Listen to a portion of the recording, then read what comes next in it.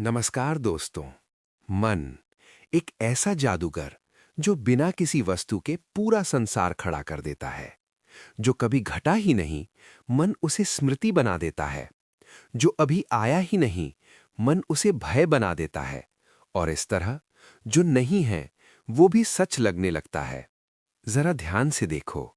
अभी इस क्षण कोई समस्या नहीं है, कोई खतरा नहीं है, कोई दुख नहीं है। लेकिन मन कहता है कल क्या होगा, अगर ऐसा हो गया तो। उसने ऐसा क्यों कहा? और देखते ही देखते एक काल्पनिक घटना हृदय की धड़कन बन जाती है।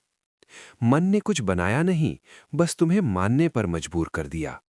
मन की सबसे बड़ी शक्ति उसकी कल्पना नहीं है, उसकी विश्वसनीयता है। मन जो भी दिखाता है, तुम उस पर प्रश्न नहीं करते, तुम उसे सच मान लेते हो। यही उसका जादू है। तुम्हें अपमानित किया गया ये सच नहीं होता। मन ने उस घटना को जिस अर्थ से रंग दिया, वही तुम्हारा दुख बन गया। वही घटना किसी और के लिए सीख बन सकती थी, हंसी बन सकती थी, या मौन भी। लेकिन मन ने कहा ये अपमान है, और तुमने मान लिया। मन हर घटना को कहानी में बदल देता है, और कहानी को पहचान में। फिर तुम कहते हो मैं ऐसा ही हूं, मेरे साथ हमेशा ऐसा ही होता है। जो कभी सत्य नहीं था, मन ने उसे व्यक्तित्व बना दिया। भय को देखो, अभी यहां कोई शेर नहीं है, कोई दुर्घटना नहीं हो रही, कोई मृत्यु सामने नहीं खड़ी। लेकिन मन भविष्य की तस्वीर खींचता है और शरीर को अभी कांपने पर मजबूर कर देता है। शरीर प्रतिक्रिया करता है उस चीज पर जो है ही नहीं। यही मन का जादू है। वह समय से पहले दुख दे देता है और बीते हुए को आज में जिंदा रखता है। अतीत चला गया, लेकिन मन उसे आज की सांसों में भर देता है। और फिर एक दिन तुम थक जाते हो, क्योंकि तुमने हजारों जीवन जी लिए जो कभी थे ही नहीं। लेकिन यहीं से जागरण की शुरुआत होती है। जब तुम पूछते हो ये विचार आया कहाँ से, क्या ये सच है या मन की कहानी। जैसे ही तुम देखने वाले बनते हो, मन का जादू कमजोर पड़ने लगता है। मन तब तक शक्तिशाली है जब तक तुम उसे स्वयं मानते हो। जिस क्षण तुम कहते हो ये विचार है, मैं नहीं, उसी क्षण जो नहीं था वो ढहने लगता है। और अंत में एक गहरा सत्य, मन जो नहीं है उसे सच बना देता है, लेकिन तुम जो हो उसे छुपा देता है। जब मन शांत होता है तो कोई कहानी नहीं होती, कोई भय नहीं होता, कोई झूठा सत्य नहीं होता। मन को हम अक्सर देखने वाला मान लेते हैं, लेकिन सच ये है कि मन दृष्टा नहीं है। वह केवल सूचना ग्रहण नहीं करता, वह उसे बदल देता है। जो आंखों से आया, मन उसे अपनी भाषा, अपने डर, अपनी स्मृतियों और अपने संस्कारों में रंग देता है। इसलिए हम जो देखते हैं वह वास्तविकता नहीं होती, वह मन की व्याख्या होती है। मन का जादू ये नहीं कि वो कुछ नया रचता है, बल्कि ये कि वो सत्य पर पर्दा डाल देता है। एक ही दृश्य, एक ही शब्द, एक ही घटना अलग अलग मनों में अलग अलग रूप ले लेती है। यदि मन दृष्टा होता तो सत्य सबके लिए एक सा होता। लेकिन सत्य टूटता नहीं, केवल मन की धारणाओं में बंट जाता है। मन दृश्य नहीं बदलता, दृष्टि बदल देता है। वही व्यक्ति किसी को शत्रु दिखाई देता है, किसी को गुरु। वही परिस्थिति किसी के लिए संकट बनती है, किसी के लिए अवसर। ये परिवर्तन बाहर नहीं होता, ये भीतर होता है, मन के भीतर। इसलिए समस्या संसार में नहीं, देखने वाले मन में छिपी होती है। मन की सबसे बड़ी चाल ये है कि वो स्वयं को मैं बना लेता है। विचार उठता है और हम कहते हैं मैं सोच रहा हूं। भावना उठती है और हम कहते हैं मैं दुखी हूं। इस तरह मन अपने जादू से स्वयं को पहचान बना लेता है, और सच्चा दृष्टा पीछे छिप जाता है। लेकिन ध्यान में एक रहस्य खुलता है। जब तुम विचार को आते जाते देखते हो तो स्पष्ट होता है कि देखने वाला विचार नहीं हो सकता। जो देखा जा रहा है वह दृष्टा नहीं हो सकता। इस बोध के साथ मन का जादू कमजोर पड़ने लगता है। जैसे ही साक्षी भाव जागता है, मन की शक्ति घटने लगती है। मन तब भी विचार लाता है, भावनाएं उठती हैं, पर वे बांध नहीं पाती, क्योंकि अब मन का खेल देखा जा रहा है। और जो देखा जाने लगता है वो शासन नहीं कर सकता। अंत में केवल इतना समझना पर्याप्त है, मन न तो शत्रु है न मित्र। वो केवल एक कुशल जादूगर है। समस्या तब होती है जब हम जादू को ही सत्य मान लेते हैं। जब जादूगर दिखाई दे जाता है तो जादू अपने आप समाप्त हो जाता है। मन केवल सोचता नहीं, वह शब्दों में सोचता है। हर विचार किसी न किसी शब्द का रूप होता है, और जैसे ही शब्द जन्म लेता है वैसे ही मन एक अर्थ गढ़ देता है। हम जिस संसार में जीते हैं वह वस्तुओं का नहीं, शब्दों का संसार है। नाम बदलते ही अनुभव बदल जाता है, यही मन की रचना है। मन शब्दों के माध्यम से पहचान बनाता है। मैं, मेरा, तू, दूसरा, ये शब्द केवल ध्वनियां नहीं हैं, ये सीमाएं हैं। इन्हीं सीमाओं से अहंकार पैदा होता है, संबंध बनते हैं, संघर्ष जन्म लेते हैं। शब्द न होते तो न कोई शत्रु होता, न कोई अपना। संसार की रेखाएं शब्दों से खींची जाती हैं। हर शब्द एक बीज है, वह भाव बनता है, भाव विचार को दिशा देता है, और वही विचार कर्म में ढल जाता है। एक छोटा सा वाक्य जीवन को उठा सकता है या भीतर से तोड़ सकता है। मन किसी हथियार के बिना केवल शब्दों से युद्ध करवा देता है, भीतर भी और बाहर भी।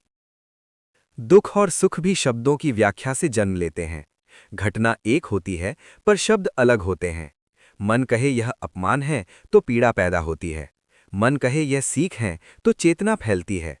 परिस्थिति नहीं बदलती, केवल शब्द बदलते हैं और पूरा अनुभव बदल जाता है। मन अतीत को शब्दों में कैद करता है और भविष्य को शब्दों में गढ़ता है। स्मृति एक कहानी बन जाती है और कल्पना एक आशंका। इस तरह मन वर्तमान को छोड़कर शब्दों के संसार में भटकता रहता है। जहां शब्द है वहां समय है, जहां मौन है वहां केवल यह क्षण है। ध्यान में एक रहस्य खुलता है। शब्द रुकते हैं पर अस्तित्व नहीं रुकता। जब मन शब्दों से थक जाता है और मौन उतरता है, तब पहली बार सत्य बिना व्याख्या के प्रकट होता है। वहां कोई नाम नहीं, कोई कहानी नहीं, केवल होना है। अंत में समझने योग्य बस इतना है, मन शब्दों से संसार रचता है, लेकिन तुम शब्द नहीं हो। शब्द बदलते रहते हैं, विचार आते जाते रहते हैं, पर जो उन्हें देख रहा है वह मौन है। जब तुम उस मौन को पहचान लेते हो, तब शब्दों का संसार अपना जादू खो देता है। मन को हम अक्सर अपने दुख का कारण मानते हैं, लेकिन वही मन आनंद का द्वार भी है। दुख और आनंद बाहर से नहीं आते, वे भीतर जन्म लेते हैं। परिस्थिति केवल एक संकेत देती है, पर अनुभव मन रचता है। इसलिए एक ही घटना किसी को तोड़ देती है और किसी को भीतर से खोल देती है। दुख तब पैदा होता है जब मन प्रतिरोध करता है। जो घट चुका है मन उसे स्वीकार नहीं करता। जो नहीं मिला मन उसके पीछे भागता है। इस संघर्ष में तनाव जन्म लेता है। वास्तविक पीड़ा कम होती है, लेकिन मन उसे बार बार दोहराकर दुख में बदल देता है। मन स्मृति के माध्यम से दुख को जीवित रखता है। अतीत बीत चुका होता है, पर मन उसे आज में खींच लाता है। एक पुरानी बात, एक शब्द, एक दृश्य, और पूरा शरीर फिर से वही पीड़ा महसूस करने लगता है। मन समय को नहीं मानता, इसलिए दुख लंबा हो जाता है। लेकिन यही मन जब शांत होता है, आनंद का स्रोत बन जाता है। आनंद किसी उपलब्धि में नहीं, बल्कि सहजता में जन्म लेता है। जब मन कुछ पाने की दौड़ छोड़ देता है, तब भीतर एक हल्कापन उतरता है। ये आनंद कारण रहित होता है, इसे कुछ साबित नहीं करना पड़ता। मन का रूप बदलते ही अनुभव बदल जाता है। जब मन तुलना करता है तब दुख होता है। जब मन स्वीकार करता है तब शांति आती है। जब मन चाहता है तब बेचैनी होती है। जब मन थमता है तब आनंद प्रकट होता है। संसार वही रहता है, बदलता केवल मन है। ध्यान में यह स्पष्ट होता है कि न दुख स्थायी है, न आनंद। दोनों मन की अवस्थाएं हैं, लेकिन जो इन्हें देख रहा है वो उनसे परे है। जैसे ही साक्षी भाव जागता है, दुख का भार हल्का पड़ने लगता है और आनंद स्वाभाविक होने लगता है। अंत में केवल इतना समझना पर्याप्त है, मन दुख का निर्माता भी है और आनंद का स्रोत भी। प्रश्न ये नहीं कि मन क्या करता है, प्रश्न ये है कि तुम उससे कितने जुड़े हो। जब तुम मन नहीं बनते, तब ना दुख तुम्हें बांध पाता है, ना आनंद तुम्हें लुभा पाता है। तब केवल शांति रह जाती है। समय को हम एक बाहरी सच्चाई मान लेते हैं, लेकिन वास्तव में समय मन की सबसे सूक्ष्म रचना है। घड़ी केवल क्षण गिनती है, पर अतीत और भविष्य मन गढ़ता है। इस क्षण के अलावा कुछ भी प्रत्यक्ष नहीं है। फिर भी मन हमें वहां जीने पर मजबूर करता है जहां हम हैं ही नहीं। मन स्मृति के सहारे अतीत को जीवित रखता है। जो घटना बीत चुकी है वो अब मौजूद नहीं, लेकिन मन उसे बार बार दोहराकर वर्तमान में खींच लाता है। एक पुराना शब्द, एक दृश्य, एक अनुभव, और शरीर फिर से वही भाव महसूस करने लगता है। इस तरह मन समय को आगे पीछे खींचकर दुख को लंबा कर देता है। भविष्य भी मन की कल्पना है। अभी जो घटा ही नहीं, मन उसकी कहानी लिख देता है। डर, आशा, अपेक्षा सब भविष्य के नाम पर पैदा होते हैं। शरीर उसी पर प्रतिक्रिया करता है जो केवल विचारों में मौजूद है। मन समय से पहले जीने लगता है और वर्तमान खो जाता है। मन का ये भ्रमजाल इतना गहरा है कि हम इसे सामान्य मान लेते हैं। हम कहते हैं मेरे पास समय नहीं है, जबकि वास्तव में हमारा मन कहीं और भटक रहा होता है। जहां ध्यान नहीं है वहीं समय भारी लगता है, और जहां पूर्ण उपस्थिति है वहां समय स्वयं मिट जाता है। ध्यान में एक सत्य स्पष्ट होता है, मन चलता है, समय चलता है। जैसे ही मन थमता है, समय की गति भी रुक जाती है। उस क्षण कोई अतीत नहीं होता, कोई भविष्य नहीं होता, केवल ये क्षण होता है, पूर्ण और शांत। मौन में समय का कोई अनुभव नहीं रहता, न देर होती है न जल्दी। वहां कोई प्रतीक्षा नहीं, कोई पछतावा नहीं। यही कारण है कि शांति समय के भीतर नहीं मिलती, वो समय के पार मिलती है। अंत में बस इतना समझ लेना पर्याप्त है, मन समय का सबसे बड़ा भ्रमजाल है। जब तुम मन के साथ बहते हो तो समय तुम्हें बांधता है, और जब तुम मन को देखते हो तब तुम समय से मुक्त होने लगते हो, क्योंकि वास्तविक जीवन हमेशा अभी होता है, इसी क्षण। मन को जीवन का एक साधन होना था, निर्णय लेने के लिए, दिशा चुनने के लिए और संसार से व्यवहार करने के लिए। लेकिन धीरे धीरे वही मन शासक बन बैठा। अब मन सेवा नहीं करता, आदेश देता है। क्या सोचना है, क्या चाहना है, किससे डरना है, ये सब मन तय करने लगा है, और हम बिना प्रश्न किए उसका अनुसरण करने लगे हैं। मन की सत्ता इतनी सूक्ष्म है कि उसका शासन दिखाई भी नहीं देता। वो भीतर ही भीतर नियम बनाता है। ये सही है, ये गलत है, ये संभव है, ये असंभव है, और हम इन सीमाओं को अपना सत्य मान लेते हैं। इस प्रकार मन स्वतंत्रता का आभास देता है, जबकि वास्तव में वही हमारी कैद बन जाता है। मन का सबसे बड़ा हथियार है आदत। एक ही तरह से सोचना, एक ही तरह से प्रतिक्रिया करना, एक ही तरह से स्वयं को परिभाषित करना। आदतें इतनी गहरी हो जाती हैं कि हम उन्हें अपना स्वभाव समझने लगते हैं। मन का शासन तब पूर्ण होता है जब दास को ये लगने लगे कि वो स्वतंत्र है। मन भविष्य के नाम पर भय रचता है और अतीत के नाम पर पश्चाताप। इसी के बीच वो वर्तमान को छीन लेता है। हम जीते कहीं और हैं और सोचते कहीं और।